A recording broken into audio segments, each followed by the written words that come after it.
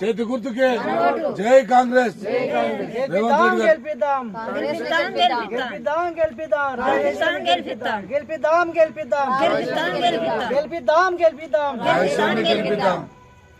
జై కాంగ్రెస్.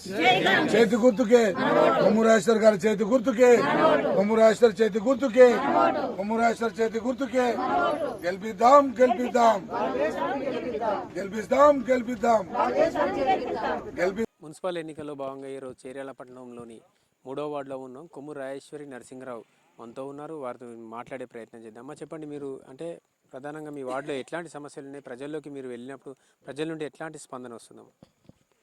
అందరికీ నమస్కారం. నా పేరు కొమ్ము రాజేశ్వరి నరసింహరావు. నేను 3వ వార్డు అభ్యర్థిగా పోటీ చేస్తున్నాను. మేము ఇంతకుముందు కూడా కౌన్సిలర్గా మా సారు పోటీ చేశారు. 6 ఓట్లతో ఓడిపోయినాము.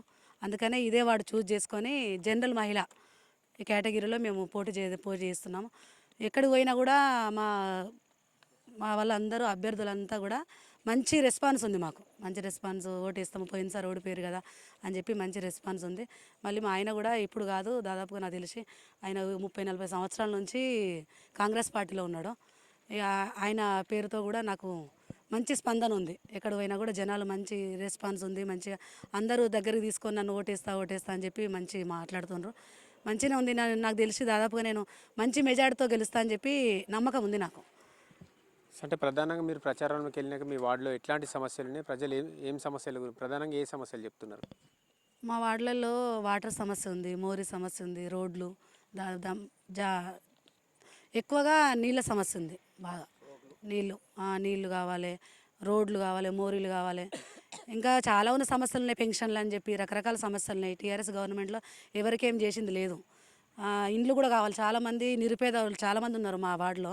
3వ వార్డులో అందరూ మేము దళిత కుటుంబాలు, అందరికీ ఇండ్లు లేని వాళ్ళు కూడా చాలామంది ఉన్నారు. ఇండ్లు పెన్షన్ లేని వాళ్ళు కూడా, వాళ్ళందరికీ కూడా మేము మా గవర్నమెంట్ వచ్చిన తర్వాత, మేము గెలిచిన తర్వాత వాళ్ళ ఇంటింటికి పోయి వాళ్ళ సమస్యలు అడిగి వాళ్ళ సమస్యలు తెలుసుకొని వాళ్ళకి నేను అన్ని రకాలుగా సాయం చేయడానికి. సో కాంగ్రెస్ ప్రభుత్వమే రాష్ట్రంలో ఉన్నది. సో మిమ్మల్ని గెలిపిస్తే ఈ సమస్యలని ఎట్లా పరిష్కరిస్తారు? కాంగ్రెస్ ప్రభుత్వం ఉంది కదండి. ఇప్పుడు గవర్నమెంట్ అది కాబట్టి మాకు బలం ఉంది కదా. మేము ఏదైనా ఏ ప్రాబ్లం అయినా ఎక్కడికైనా తీసుకుపోయి మాట్లాడగలుగుతాం. మేము మాట్లాడి వాళ్ళకు ఏం కావాలి అభ్యర్థికి ఏది కావాలో అవన్నీ చెప్పి మేము కష్టపడతాము చేయడానికి. ప్రజల కోసము ఏదైనా కష్టపడి వాళ్ళకి చేయడానికి కష్టపడతాం.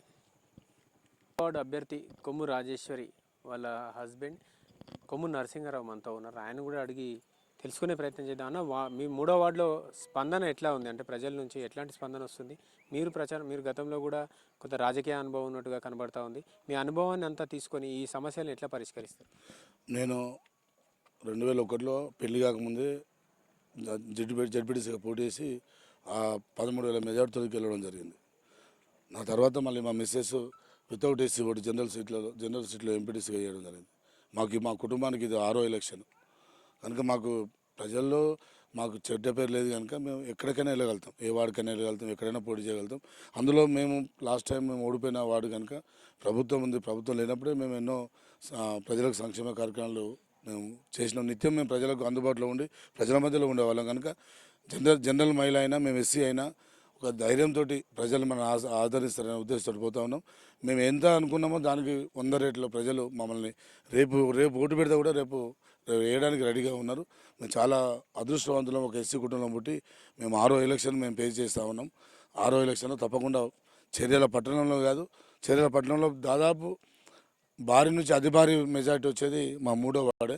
వాళ్ళకి ఎప్పటికీ ప్రజలకు మేము రుణపడి ఉంటాం. వాళ్ళకి నిత్యం అందుబాటులో ఉంటాం. చాలామంది పేదవాళ్ళు ఇందిరమ్మ ఇల్లు రాలే. గత టీఆర్ఎస్ ప్రభుత్వంలో ఒక ఇల్లు కూడా మా చేర్యాల పట్టణం రాలే. పూర్తిగా నిర్లక్ష్యం ఉండే. ముద్రెడ్డి యాగిరెడ్డి చేసిన అక్రమాలకు అప్పుడు మేము పోలీసుల కేసులు కూడా అయినవి మాకు. అయినా కూడా మేము భయపడకుండా ఉన్నాం, పార్టీని పట్టుకుని ఉన్నాం. పార్టీలో మేము కూడా ఈసారి టికెట్ కోసం చాలా ప్రయత్నం చేసినాం. ప్రయత్నం అంటే మరీ టికెట్ రాకున్నా వచ్చినా కూడా మేము ప్రజలలో ఉన్నాం కనుక వాళ్ళే ఓట్లేసే ఉద్దేశం ఉన్నాం. పార్టీ కూడా సర్వేల ఆధారంగా మాకు టికెట్ మా రాజేశ్వరికి టికెట్ ఇవ్వడం జరిగింది. తప్పకుండా ప్రజలు ఏదైతే ఆశిస్తూ ఉన్నారో మా వైపు నుండి వీరు రాజేశ్వరి గెలిస్తే ఏమైతే అభివృద్ధి చేస్తారు, ఏం జరగాలి, వార్డులలో ఏం జరగాలనుకున్నారో దానికి అదనంగా నేను తప్పకుండా పనిచేసి మేము నిరూపించుకుంటాం ప్రజలను. వారికి అర్ధరాత్రి ఏ ఆపద వచ్చినా ఏ సమస్య వచ్చినా మేము అందుబాటులో ఉండి వాళ్ళ సమస్యల్లో మేము ఒక భాగస్వామ్యం, ఇద్దరం భార్యాభర్తల భాగస్వామ్యం అవుతామని చెప్పేసి ఈ సందర్భంగా మీ ద్వారా తెలియజేస్తాం.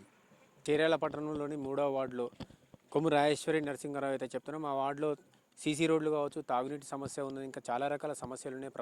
కాంగ్రెస్ ప్రభుత్వం ఉన్నది కాబట్టి ఈ సమస్యలన్నీ మమ్మల్ని గెలిపిస్తే కాంగ్రెస్ ప్రభుత్వం దృష్టికి తీసుకెళ్ళి మా వార్డును అన్ని వార్డుల్లోకెల్లా ఒక ఆదర్శ వార్డుగా తయారు చేసి అదే కాకుండా చేరేళ్ల పట్టణంలో ఉన్న 12 వార్డులు కూడా కాంగ్రెస్ అభ్యర్థులకు ఓటు వేసి చేరేళ్ల అభివృద్ధికి సహకరించగలరని కోరుతా ఉన్నారు.